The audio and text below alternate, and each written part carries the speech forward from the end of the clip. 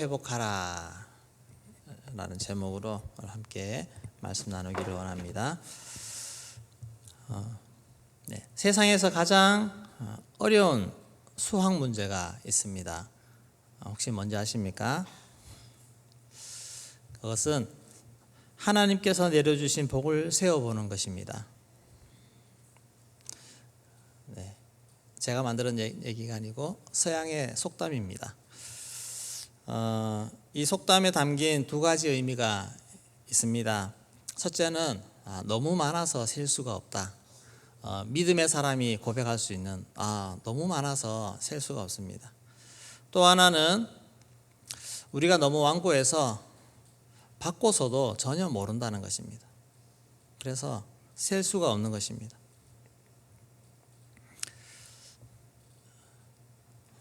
대부분의 시편을 보면 끝부분은 하나님을 찬양함으로 끝이 납니다.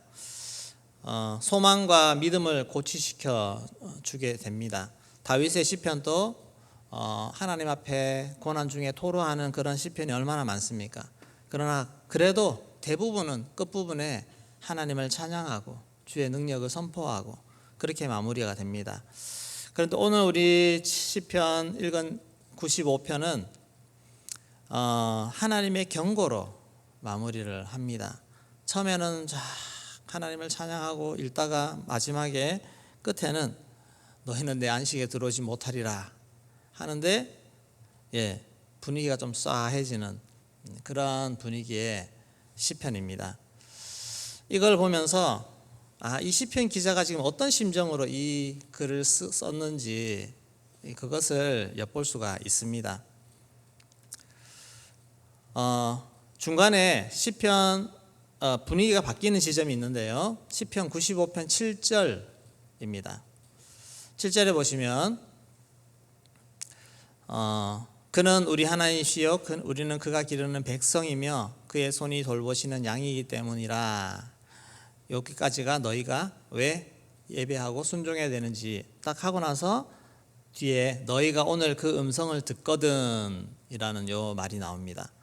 요거는 우리가 쉽게 번역하면 오늘 너희를 향해서 지금 하나님이 이렇게 말씀하신다 한번 들어봐라 라고 하시고는 8절부터 하나님이 너희에게 지금 하시는 말씀에 대해서 들려주는 것입니다. 자, 어떻게 말씀하시는지 8절부터 그럼 한번 읽어보겠습니다. 8절 9절 한번 읽어보겠습니다. 너희는 브리바에서와 같이 또 광야의 마사에서 지냈던 날과 같이 너희 마음을 완악하게 하지 말지어다. 그때 너희 조상들이 내게 행한 일을 보고서도 나를 시험하고 조사하였도다.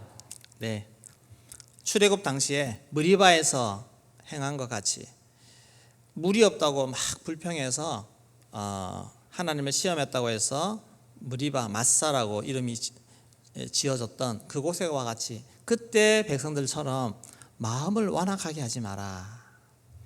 그때 너희 조상들은 내가 행한 일을 보고서도 나를 또 시험하고 그때 하나님 행하신 이 일이 무엇입니까? 하나님은 애굽 땅에서 10가지 기적을 행하셨습니다. 10가지 기적을 행하는 것을 두 눈으로 다 보고 들었습니다.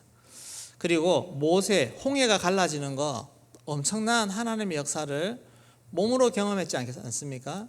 그 바닷가를 걸어왔지 않습니까? 그럼에도 불구하고 너희는 나를 믿지 못하고 시험하고 또 시험했다 하는 그 마음의 완악함, 하나님의 증거를 보면서도 또 의심하고 믿지 않는 그것을 완악하다라고 표현합니다. 그래서 완악한 마음을 지적하시는데 이 말을 왜 하겠습니까? 이 시편이 쓰여질 당시에 사람들의 마음 상태가 이렇다라고 하는 것입니다. 너희 지금 이렇게 하지 마. 하나님이 이렇게 싫어하시잖아. 그때 출애굽 당시에 백성들이 이렇게 했습니다. 출애굽 17장 7절 말씀 같이 읽겠습니다. 그가 곧 이름을 마사 또는 머리바라 불렀으니 이는 이스라엘 자손이 다투었으며 또는 그들이 여호와를 시험하여 이르기를 여호와께서 우리 중에 계신가 안 계신가 하였음이더라. 네, 여호와께서 우리 중에 계신가 안 계신가? 쉽게 말해서 하나님 계신 거 맞아? 이 말입니다. 얼마 전에 홍해가 갈라지는 것을 보고도 백성들의 마음에 하나님 계신 거 맞아? 하나님 계시면 이 물 하나 해결해 못 해줘? 그겁니다. 우리의 모습은 어떻습니까? 우리가 하나님의 은혜를 경험하지 못한 게 아닌데, 하나님 살아계심을 못 본 게 아닌데, 지금 내 상황에 어렵고 뭔가 막히고 내 마음대로 안 됐을 때 하나님 나 사랑하는 거 맞아? 또 심지어 하나님 살아계신 거 맞아? 그렇게 불평하고 원망하는 사건 속에서 내가 왔다 갔다 흔들리는 그런 모습들을 보이고 있지 않습니까? 또 우리 자녀들의 모습은 또 어떻습니까? 조금만 내 뜻대로 안 되고 내 마음대로 안 된다고 불평하고 원망하는 그런 마음들이 있다면 하나님은 그런 마음을 책망하십니다. 그리고 위기의식을 가지라는 것입니다. 민수기 14장 27절 28절 말씀 같이 읽겠습니다. 나를 원망하는 이 악한 회중에게 내가 이스라엘 자손이 나를 향하여 원망하는 바 그 원망하는 말을 내가 들었노라. 그들에게 이르기를 여호와의 말씀에 내 삶에 두고 맹세하노라. 너희 말이 내 귀에 들린 대로 내가 너희에게 행하리니. 원망하는 말, 불평하는 말, 이런 말들을 정말 조심하셔야 됩니다. 뭐 힘들면 그런 말 할 수도 있지, 그렇게 넘어갈 일이 아니라는 것입니다. 더 우리의 마음에 원망이나 불평이나 이런 말들이 나도 모르게 튀어나올 때 여러분 더 심각하게 하나님은 너무너무 싫어하신다는 것을 기억하시고 우리의 입술을 단속하시고 우리의 마음을 단속하시고 감사로 찬양으로 그렇게 나아가면서 이것을 바꿔놓으셔야 됩니다. 하나님이 싫어하시는 마음, 그 미혹된 마음, 완악한 마음, 두 번째는 미혹된 마음입니다. 미혹된 마음을 지적하십니다. 우리 10절 같이 읽겠습니다. 내가 40년 동안 그 세대로 말미암아 근심하여 이르기를 그들은 마음이 미혹된 백성이라 내 길을 알지 못한다 하였도다.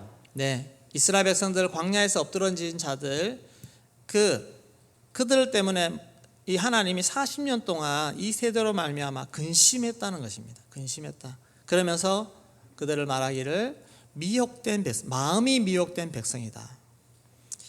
내 길을 알지 못한다. 하나님이 말씀하신 가나안 땅에 가서 하나님의 새로운 백성으로서의 삶을 제시했는데 그것을 알지를 못하는 것입니다. 그저 육적인 것에 마음을 두고 육적인 것, 자기 마음대로 되지 않을 때 마음껏 자기 마음 불평을 이야기하고 그렇게 육적으로 살아가는 그런 하나님의 뜻을 알지 못하고 하나님의 비전을 알지 못하고 하나님의 사명을 알지 못하는 이런 미혹된 백성이라 그렇게 말했습니다. 미혹된 단어의 히브리 뜻은 정도에서 벗어났다는 것입니다. 삐뚤어졌다는 것입니다. 삐뚤어진 마음. 우리 안에도 이런 마음이 없는지 돌아보셔야 됩니다. 또 우리 자녀들에게, 우리 또 주변에 내가 섬기는 영혼들에게 혹시 이런 왜곡된 마음, 삐뚤어진 마음, 미혹된 마음이 없는지 한번 보셔야 됩니다. 어떤 분에게는 정말 어떤 분이 보면 있는 그대로 받아들이지 못하는 것을 봅니다. 이거는 이건데, 근데 그것을 받아들일 때 곡해해서 받아들입니다. 순전하게 받지를 못합니다. 하나님에 대해서도 마찬가지고 교회에 대해서도 심지어 목회자에 대해서도 순전하게 보지 못하고 자꾸 오해하고 곡해를 합니다. 이런 마음이 있을 때 이거 시간 지나면 되겠지 라고 안일하게 있을 것이 아닙니다. 하나님은 경고를 하십니다. 그래서 하나님의 마지막 말씀 11절 말씀 어떻게 합니까? 같이 읽겠습니다. 그러므로 내가 너하여 맹세하기를 그들은 내 안식에 들어오지 못하리라 하였도다. 내 안식에 들어오지 못하리라. 하나님이 노하셨습니다. 이스라엘 백성들을 출애굽시켜서 홍해를 건너게 하시고 언약을 맺게 하셔서 하나님의 백성이 되게 하신 후에 가나안 땅에 들어가는 사명을 주셨는데 이것을 깨닫지 못하고 미혹된 백성, 완악한 그런 백성들을 향해서 하나님은 결국에 노하셨습니다. 노하시고 안식에 들어오지 못하리라 그렇게 말씀하셨는데 이 말씀을 오늘 너희에게 한다. 하나님이 지금 이 자리에 오셔서 말씀하신다고 하면 하나님이 바로 이 말씀하신다라고 하는 부분입니다. 이것은 당시에 이스라엘 영적 상황을 보면서 이 시편 기자는 위기의식을 느끼고 이렇게 살다가 하나님이 치시겠구나 그런 마음을 느낀 가운데 이 시편을 기록한 것입니다. 이 안타까운 심정을 가지고 시편 기자가 말씀한 것이 앞부분의 1절부터 7절까지 말씀입니다. 시편 기자는 어떻게 하라고 하는지 그러면 어떻게 하면 회복이 되는지 너희가 지금 어떻게 바른 모습으로 잡아야 되는지 그것을 이제 살펴보고자 합니다. 우리 1절, 2절 말씀 같이 읽겠습니다. 오라 우리가 여호와께 노래하며 우리의 구원의 반석을 향하여 즐거이 외치자. 우리가 감사함으로 그 앞에 나아가며 시를 지어 즐거이 그를 노래하자. 아멘. 찬양을 회복하라는 것입니다. 예배를 회복하라는 것입니다. 예배에 기쁨이 있는가, 예배에 감격이 있는가, 이것을 한번 점검을 해보셔야 됩니다. 여러분, 예배가 무너지면 다 무너지게 됩니다. 또 예배가 제대로 안 된다고 하면 내 상태가 안 좋다라고 진단할 수가 있습니다. 내 심령이 좋아야 찬양도 나오고 말씀 들을 때 기쁨도 있고 그렇게 하는데, 자, 오라 와봐라. 여러분, 우리가 주를 노래하고 그 구원의 반석을 향해서 즐거이 외칩시다. 즐거이 찬양합시다. 감사함으로 나아갑시다. 이게 지금 내가 기분 좋아가지고 이분들한테 자 한번 해볼까요? 이게 아니고 정말 예배 드리지 못하는 사람들을 향해서 안타까운 심령으로 여러분 이렇게 해야 되지 않겠습니까? 즐거이 외쳐야 되지 않겠습니까? 이런 마음으로 선포를 하고 있다는 것입니다. 우리 안에도 이런 하나님을 향한 예배, 이 자리에 오실 때 이 새벽에 오신 여러분들은 그래도 예배를 드려야 되겠다는 마음으로 오시지 않습니까? 주일 오전 예배, 이럴 때 보면 이 끌려 나오시는 분들이 종종 있으십니다. 그런 분들은 표정부터 또 자리부터 저 뒤쪽으로 앉으시고 찬양할 때도 입술도 크게 열지 않으시고 그렇게 하는 것을 봅니다. 여러분, 예배의 태도, 예배의 자세는 내 심령의 거울입니다. 내 마음 상태가 어떤지가 드러나는 것입니다.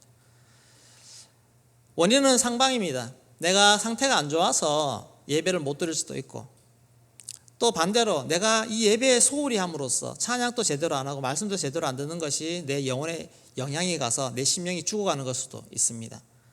아무튼 우리가 해야 되는 것은 예배를 다시 회복하고 찬양을 다시 회복하고 감격적인 예배로 나아가고자 애를 써야 한다는 것입니다. 그렇게 해야 되는 이유는 충분합니다. 우리 하나님이 어떤 분이신지 3절에서 5절까지 이야기하고 있습니다. 우리 같이 읽겠습니다. 여호와는 크신 하나님이시요 모든 신들보다 크신 왕이시기 때문이로다. 땅의 깊은 곳이 그의 손안에 있으며 산들의 높은 곳도 그의 것이로다. 바다도 그의 것이라 그가 만드셨고 육지도 그의 손이 지으셨도다. 아멘. 이게 우리의 하나님이시라 하는 것입니다. 여러분, 찬양은 기도의 고백의 엑기스라고 생각하시면 됩니다. 얼마나 그 가사 가운데서 하나님을 알 수 있는지, 찬양을 집중해서 들여다보면 그 찬양 안에서 있는 영적인 진리와 영적인 가르침들이 내 심령 가운데로 흘러나오게 되고 그 찬양을 통해서 내가 회복이 되어집니다. 내 영혼이 살아납니다. 그래서 항상 오셔서 먼저 찬양할 때 꼭 진심으로 찬양의 가사에 마음을 두고 찬양을 드려보세요. 그 찬양이 예배를 향한 마음을 열고 말씀을 들을 때도 내 마음 심령을 열어서 준비시켜주는 그런 준비로 나아가게 되었습니다. 찬양을 온전히 드리다가 은혜 받고 찬양을 드리다가 하나님이 어떤 분이신지 내가 알게 되고, 나의 기도하는 것보다 더 크게 응답하신 하나님. 여러분, 평소에 이런 고백 한번 스스로 한번 드려봤습니까? 얼마나 귀한 가사 고백입니까? 내가 기도하는 것보다 더 응답하시고, 내가 생각하는 것보다, 나는 이 정도 했으면 좋겠는데 내 생각하는 것보다 더 이루시는 하나님. 그 고백 가사 속에 내 신앙이 담겨지고 내 믿음이 커지고 더 풍성해지는 것이 찬양의 능력인 줄로 믿습니다. 그래서 내 마음이 지금 막 두려워서 위축되어 있더라도 이 찬양 한번 드리고 나면 확 살아납니다. 믿음으로 살아나는 그런 역사가 예배 찬양 가운데 있다고 하는 사실입니다. 내 마음에 불평이 가득하고 오히려 의심이 올라오고 그렇게 내 마음 심령이 막 뒤죽박죽이라면 한번 점검해 보십시오. 나는 어떤 예배를 드리고 있는가? 나 하나님 앞에 이런 예배를 드리고 있는가? 예배에 나는 소리 높여 찬양하고 있는가?